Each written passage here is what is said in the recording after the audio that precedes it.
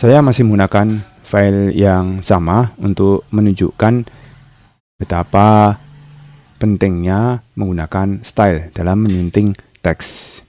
Tapi nama filenya ini sudah saya beri nama yang lain, yaitu sesuai manual instruksi. Nanti kita akan mendapat banyak keuntungan dengan menggunakan style ini. Tidak hanya mudah dalam memodifikasinya, tetapi juga misalnya nanti kita akan dengan mudah membuat daftar isi. Daftar isi bisa muncul dengan sendirinya kalau kita menggunakan style. Mari kita, nah ini sudah nggak sengaja tuh sudah berubah ini ya, dengan kita dekatkan begini. Nah, dia ternyata sudah berubah sendiri. Oke, mari kita mulai bab 1. Ini dalam style dikenal sebagai heading 1. Ini heading 1. Sementara kita ikuti settingan defaultnya. Heading 1. Kemudian ini biarkan saja normal. Ini adalah heading 2. Ini juga heading 2. Loh, ternyata ada sesuatu yang muncul di navigation pane nih. Ini ada bab 1, ternyata di dalamnya muncul juga pendahuluan dan batasan masalah. Terus ini kalau diklik, tuh jadi kecil. Oh, ternyata dengan memanfaatkan style ini, struktur dari naskah sudah kelihatan di navigation pane. Coba kita lanjutkan ya pekerjaannya. Pendahuluan, rumusan masalah, itu kita lompati, batasan masalah, oke. Terus tujuan, ini juga heading 2. Untuk sementara warnanya saja biarkan seperti defaultnya. Ini ada kebaruan. Ini heading 3. Kontribusi ini juga heading 3. Jadi kita tidak perlu ngeblok, tapi cukup taruh cursor atau pointernya ini di tempat yang mau kita ubah stylenya. Sudah cukup untuk mengubah stylenya.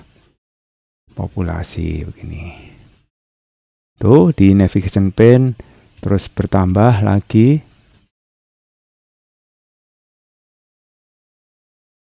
Item-itemnya sesuai dengan struktur naskah kita. Nah, sudah ya. Masing-masing subbab berisi 2 subbab. Sudah seperti ini. Ini kalau mau di-expand, diklik. Kalau mau di-collapse, ditutup, ya diklik. Nah, jadi enak. Ternyata struktur naskahnya juga langsung kelihatan ini. Nah, ini keuntungan kalau kita menggunakan style. Oke, tadi saya juga bilang daftar isinya bisa muncul sendiri. Oke, ini kita Ctrl Enter biar pindah halaman. Terus ini daftar isinya. Daftar isi itu apa? Daftar isi itu table of content. Itu ada di references sini. Ada table of content. Ini kita klik.